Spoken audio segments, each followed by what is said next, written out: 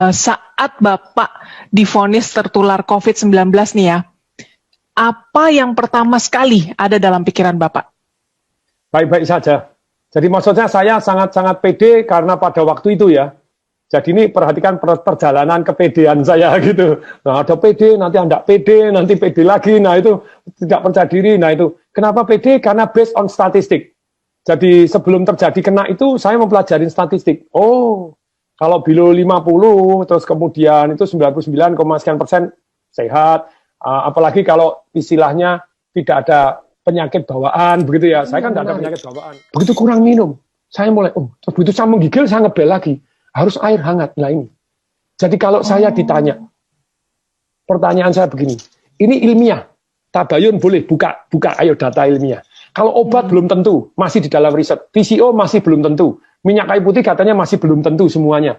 Tapi pertanyaan saya, obat ada efek negatifnya?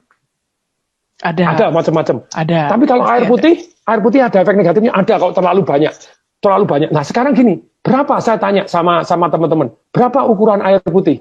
8 gelas. Salah 8 gelas loki atau 8 gelas 1 liter. Yang benar tuh sesuai dengan berat badan. Kok Anda beratnya 100 kilo, binaraga minumnya 8 gelas loki ya salah. Pak ya 250 cc tetap kurang.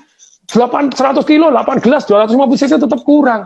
Baca buku itu di Dr. F. Beckman Hellick itu jadi dia ngomong begini. Bahwa manusia itu butuh air. Air berapa? Minimal 30 cc per kilogram berat badan. Saya misalnya bobot 80 kilo dengan tinggi 183. Bukan 8 gelas, yang benar 2,4 liter, 30 cc kali kilogram per berat badan. Pertanyaan saya, betul nggak kalau kurang air, ayo para dokter, para ilmuwan, kalau kurang air 4% Anda lemes, kurang 7% Anda sakit. Ayo mari kita buka, cari data, cari buku boleh. Kurang 20% Anda mati. Dalam hidup ini semua boleh kurang 20%. Mati. Anda kurang 20% apapun boleh. Kurang protein, kurang kalsium, kurang oksigen 20% Anda masih hidup. Tapi kurang air 20%, you die. Pertanyaan saya, kenapa di rumah sakit tidak diwajibkan minum? Halo rumah sakit. Ini penting sekali. Kenapa tidak diwajibkan minum? Lupa tuh kan harusnya minum sadar sendiri. Tidak bisa. Saya ini tidak punya pengalaman sakit, saya diinfus. Karena diinfus saya pikir tidak perlu minum.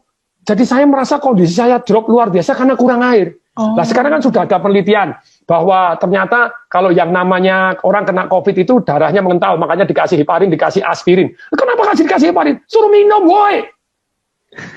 Wajibkan minum, diukurin, air hangat.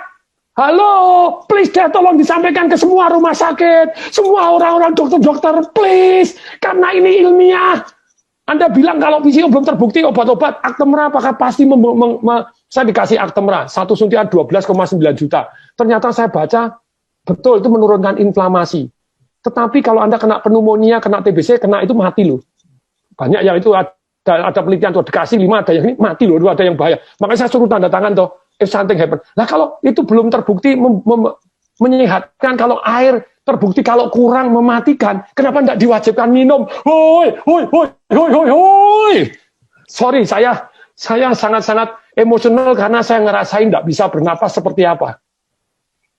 Mestinya kan air toh, supaya airnya, aduh nih, jadi diwajibkan minum.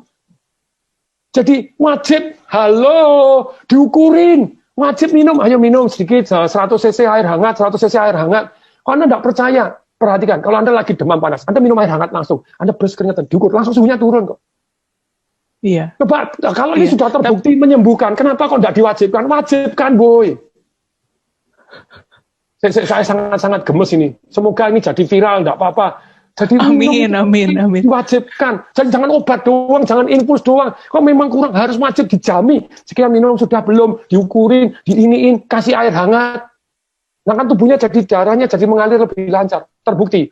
Kemudian dong, minum. Lebih kemungkinan sehat lebih tinggi daripada Anda tidak perhatian terhadap mereka minum nggak. Ketika orang lemes, gini diinfus terus kemudian tidak minum, lah ya kasihan toh ya. Nanti dites darah tidak keluar, dianggap darahnya mengental. Setelah mengental dikasih heparin, dikasih aspirin. Aduh, suruh minum. Wajib. Minum air putih hangat ya. Air putih hangat itu yang paling penting ya, Pak Atung ya. Dan ukurannya 30 cc per kilogram berat badan. Karena tadi kalau air terbukti penting, kenapa tidak diwajibkan minum air? Pernapasan penting, kenapa tidak diwajibkan? Jadi jangan hanya obat boleh, please deh. Sejauh Anda tahu boleh, tapi kalau air terbukti kurang mematikan, kenapa tidak diwajibkan minum air? Air hangat, woi. Kalau air sudah terbukti gini, ya harus kasih deh. VCO sambil jalan, kenapa Anda? Itu Pak, itu masih mitos, belum terbukti. Loh, kalau belum terbukti, obat Anda apakah sudah pasti terbukti? Kalau obat sama-sama belum terbukti, ini efeknya lebih ringan. Dan kalau Anda percaya enggak, kalau Anda yang sakit, saya enggak memujikan Anda sakit, siapapun Anda yang sakit, apapun dilakukan loh. Suruh minum obat ini, nanti kalau kemungkinan mati ya daripada ini ya, batik sungguhan ya apa ya, suruh apa ini. Lah kalau VCO kan baik-baik gitu ya, kenapa enggak gitu loh. Jadi ada penelitian bahwa ternyata orang yang gembira itu megahertznya tinggi, orang yang marah megahertznya rendah, dan orang yang megahertznya rendah kena sakit macam-macam. Jadi itu dokter penelitian, jadi orang-orang ternyata yang sakit itu gelombangnya beda dengan orang yang sehat. Nah kalau orangnya supaya gelombangnya naik, nah itu ada perasaan bersyukur, penuh harapan, terus kemudian juga nyanyi-nyanyi, itu nyanyinya tentu saja nyanyi yang gembira, nyanyi yang sedih-sedih gitu. Terus kemudian ketawa tanpa sebab. Sekarang hati yang gembira, boleh kok ayo tabayun kepada saya buka-bukaan zata gitu ya.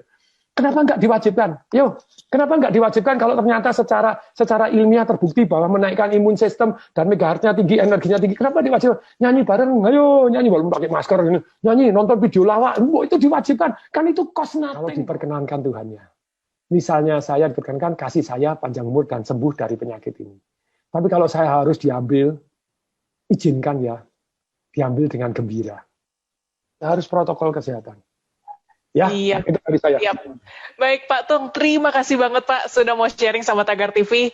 Sehat terus Bapak, dan semoga kisah ini bisa memotivasi mereka yang sedang berjuang melawan corona ya Pak ya. Ya. Salam dahsyat.